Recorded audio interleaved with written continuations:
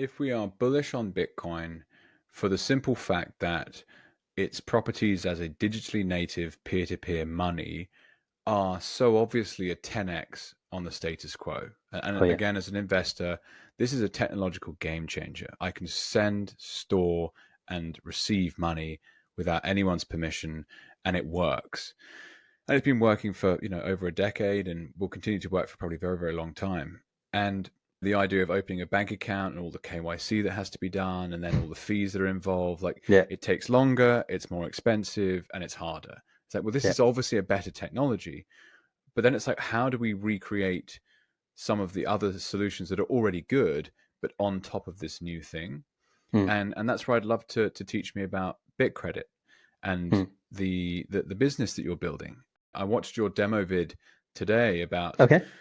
yeah, well, just it was so interesting to me. It's like, okay, how does this work? It was Wildcat One, and you were talking about apricot brandy, I believe, Okay. and Yes. One of yeah, my favorites. and yeah, and you had an apricot brandy producer, and then you had a mint, and you were using promissory notes, and it was just, yeah, and there's eCash involved. It's awesome. It's absolutely awesome. And I suddenly go, oh wow, what a fundamental flaw in a fixed monetary supply to have A, highlighted, but then B, maybe let's think about a solution.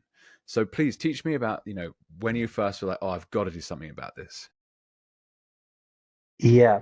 So thanks for mentioning the video. It was, so to say, first. It was really exciting for us, yeah, because we knew since 2015 that this was required.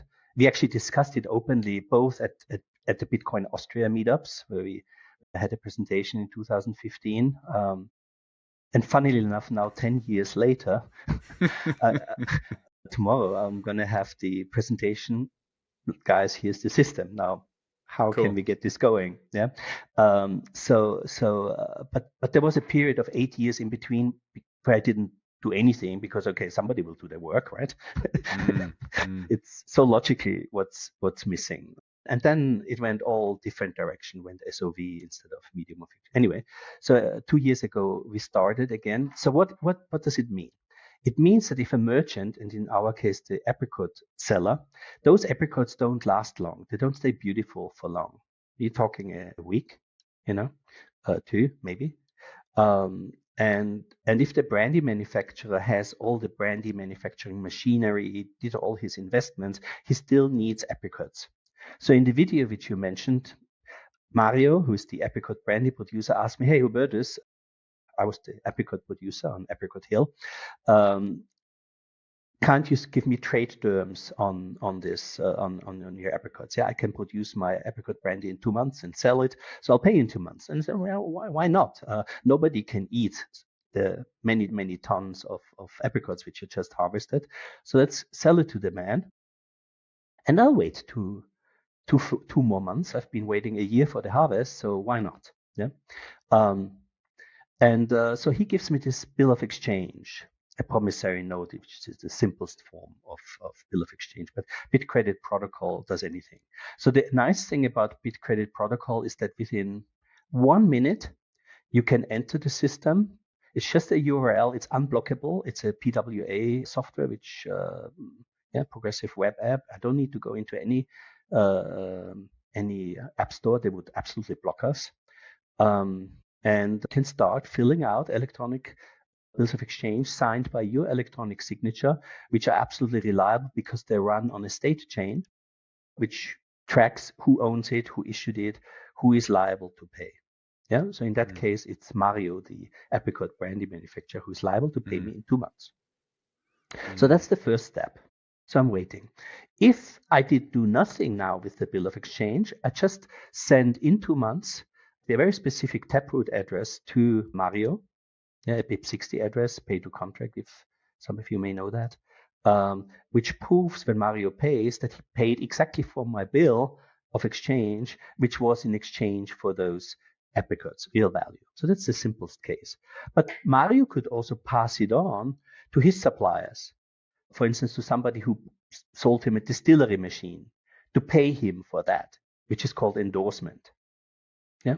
Or he could sell the bill of exchange at a discount to somebody who has liquid Bitcoin and has no use for that for 2 months, to get immediate liquidity. That's the basic thing. And now the innovation and how a modern economy works, it's much better. Because when I, as the seller of the apricots, now hold this bill of exchange whereby Mario promises to pay me in 2 months, I can actually, in the old days, I could discount that, which meant I had to go to the fiat system because the discount house had to go to the central bank to get banknotes, and it's all very complicated. And now I can simply send this to a BitCredit mint, which does nothing but snipping that bill of exchange, which is easy in electronic form, into little bits, which are transferable, negotiable, it used to be called, in smaller parts, we call it divisible, and in fungible parts. So it doesn't actually matter anymore whether Mario issued it or somebody else issued it who produced apples or somebody who produced steak or whatever. So for that, we use cashew technology, which is a very simple Chaumian mint. Some of your listeners may know that already, but just in short, Chaumian mints are, so to say, a big hope for Bitcoin because they enable Bitcoin denominated payments, which are instant, absolutely free, and completely censorship resistant because nobody knows what's in there, so nobody can censor you or lock you out. Which today still have a big horse hoof, as we say in German, Pferdefuß, a problem, which is they are today custodial. Yeah. So with credit money, we are currently working on a non-custodial version of that, which means that anybody can spin up a mint in a couple of minutes if they want, and use a BitCredit wallet, for which there's already a prototype, to pay with the stuff.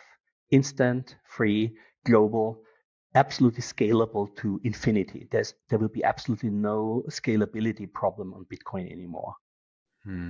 Wow. Yeah, sounds very nice, but as I said, we almost we can demonstrate it already, and we're still removing that that big problem actually, which is the fact that means today are custodial.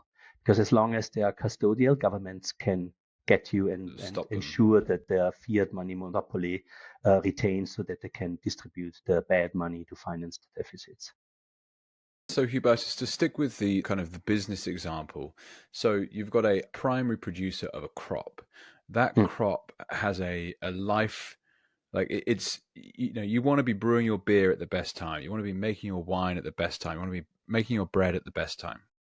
The bread or the winemaker, the baker, they want to buy this stuff at specific times, but it's easier to put in place a contract between the two instead of actually passing the bearer asset Bitcoin. And because of the parties trusting each other, that works.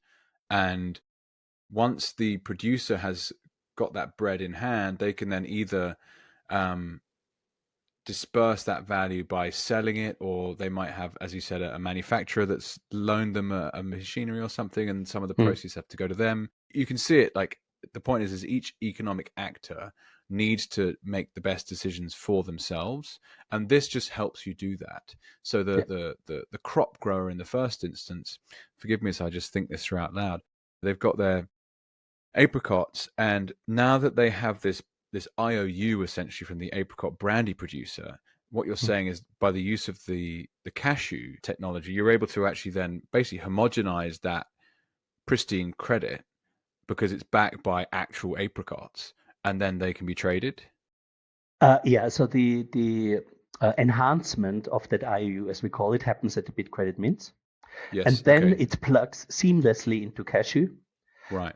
With the eCash being produced by that process. So there's the new process of IOU, which is available. There's the new process of minting, which is available, but still custodial. And then there is already the cashew technology, which we modified slightly in a fork to deal with that. And essentially, we're running the prototype on a cashew wallet, and now we are developing a different wallet because, so to say, we think it will change the paradigm how we pay in the future. It's a very, very smart use of a different set of tools that didn't previously exist, combined together to basically unlock equity in a value creation network that wasn't previously accessible. Yeah. Wow. How cool is that?